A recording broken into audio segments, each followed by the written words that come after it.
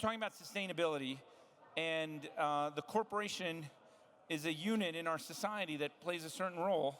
You're the COO of a corporation that's very forward-thinking. I feel like we could learn a little bit about you.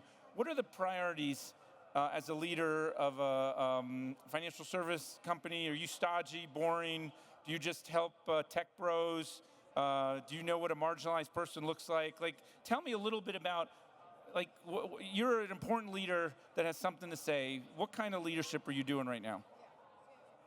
Oh, sorry. Okay. Just 10 seconds. For those who don't know what Circle does, we created USDC 5 years ago. It is the world's most trusted digital dollar. And so the concept is very simple. Money should move at the speed of the internet with the ease, cost, and speed, efficiency, et cetera, of an email, of a text, security, et cetera. And that's what we've enabled. It's a digital dollar that flies around the world with the greatest of ease. So when you build something like that, yes, we do know what marginalized people look like. We actually, to answer your question about the part about it boring, we actually like being boring because the dollar is only ever worth $1. No one will trust it if it's worth a little more someday or a little less another. And that's particularly important for people in marginalized communities because I don't know how many people in the audience know, but roughly 1.7 billion people in the world are unbanked or underbanked, of which, believe it or not, even in America, we have about 6 million that are unbanked or underbanked. And the current financial system is just inherently exclusive.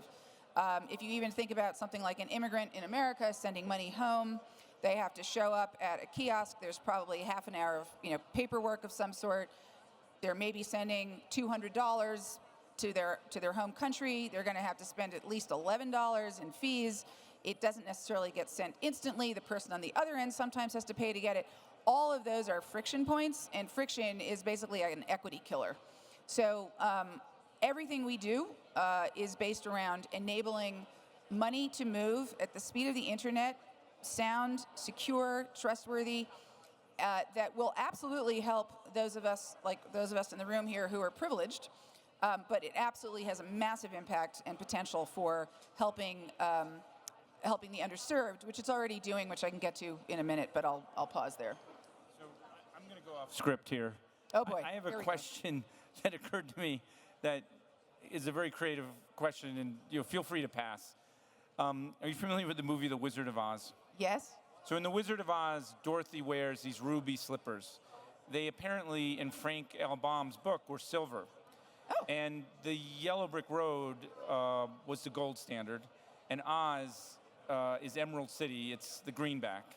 And the Scarecrow's the farmer, the Tin Man's the factory worker, and it was a political allegory about the gold standard, the silver standard. I did not know that. My mind is, that's amazing. Yeah, now where I'm going with that, I originally was going to ask you, you're an amazing leader and you're building a company that's a very special company, but it occurs to me, if a movie were to be made about the global economy right now and kind of talked about where you think it should go so people aren't left out, and have you heard of the internets and I have, digital? Yeah. Like, there's some new technologies that would never have been in Frank L. Baum's movie. Yep. I'm just curious, what are some elements of a movie that could tell a story about this moment and where we need to go? And AI is also going to play a role. You have these people in Silicon Valley saying, I don't know, universal something. Yep. So I'm sorry if I've gone off script, but feel free to pass. No, it's a really interesting question. I think there's a couple ways of answering that, actually. There's a lot in there, and we won't do it justice, but I think on the one hand, all the colors you referenced, The Wizard of Oz made today would be multicolored. Because the future, these are Web3, the Internet of Value, something like a digital currency like USDC, EURC, which is our euro digital currency. These are equalizers. And so they don't care what your skin color is, what your gender is, doesn't matter. It will serve you just like the internet did that for content. And the rollout of broadband across the world was certainly choppy, but I don't think anyone can deny the fact that content has essentially been, access to content and information has been democratized for all skin colors, all socioeconomic groups. all demographics.